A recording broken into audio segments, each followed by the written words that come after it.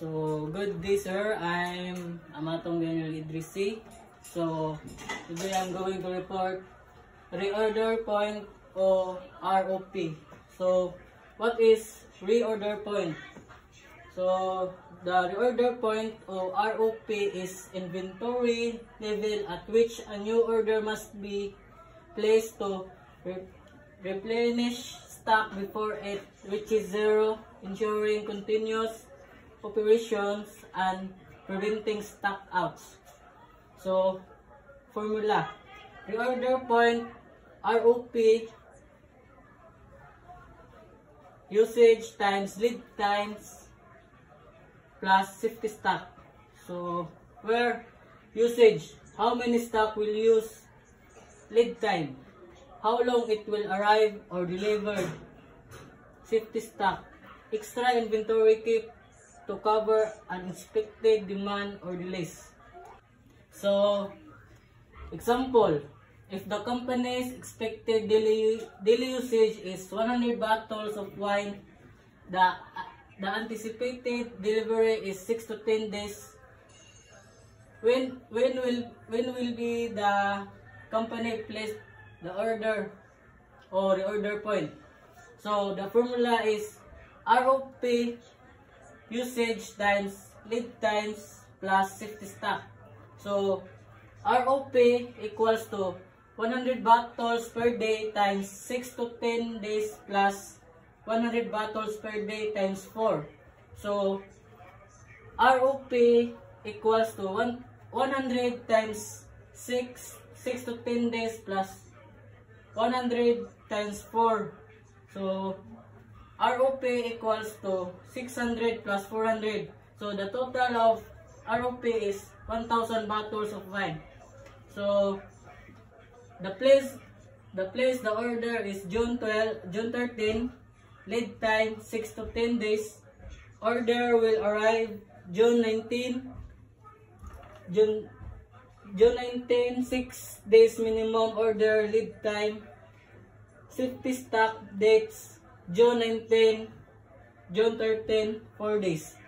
So therefore, the company should make the order when level inventory is at 1,000 bottles. So next is economic order quantity or EOQ. So what is economic order quantity? So under EOQ, we can also compute number of orders per year o NO. Formula: EOQ equals to N over EOQ. So total ordering cost per year is TOC. Formula: TOC equals to NO times OC. Average inventory o AI. Formula: EOQ divided 2. So total carrying cost per year, TCC. Formula: TCC equals to EI times CC. Total cost o TC. Formula: TC equals to TOC plus TCC. So what is economic order quantity? The economic order quantity o EOQ is used to determine the most cost-effective quantity of inventory to order, one that minimize the total cost of ordering and holding stock. Formula: economic order quantity o EOQ equals to square root of 2 times O times N over C, where O cost of placing an order or ordering cost, N number of units required annually, C annual carrying cost per year per inventory. So number of olive oil per bottle required annually is 16,000 bottles. Cost of placing an order 350 pesos. Annual carrying cost per year of inventory is 5 pesos. So A o EOQ E of Q equals to square root of 2 times N times square root of 2 times O times N over C. So E of Q equals to square root of 2 times 350 pesos times 16,000 bottles over 5.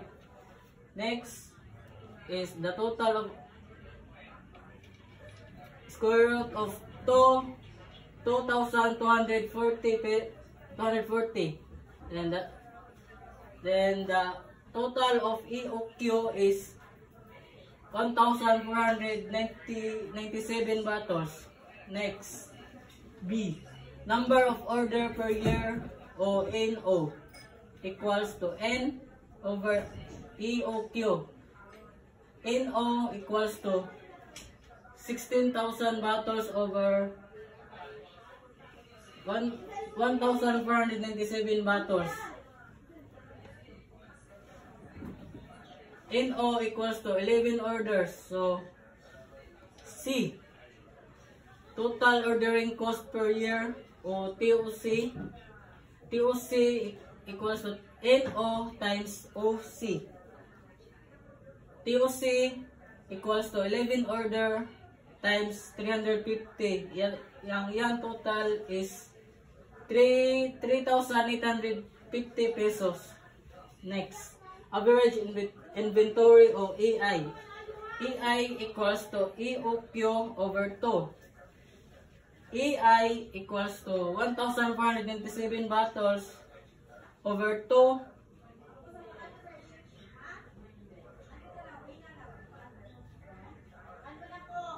EI equals to 749 bottles. A. Total carrying cost per year. TCC equals to EI times CC. TCC equals to 749 bottle times 5 pesos. So the total is TCC equals to 3,475 pesos. So F, total cost. Total cost o TC equals to TOC plus TCC. TC equals to 3,850 times 3,745 pesos. So the total is TC equals to 7,595 pesos.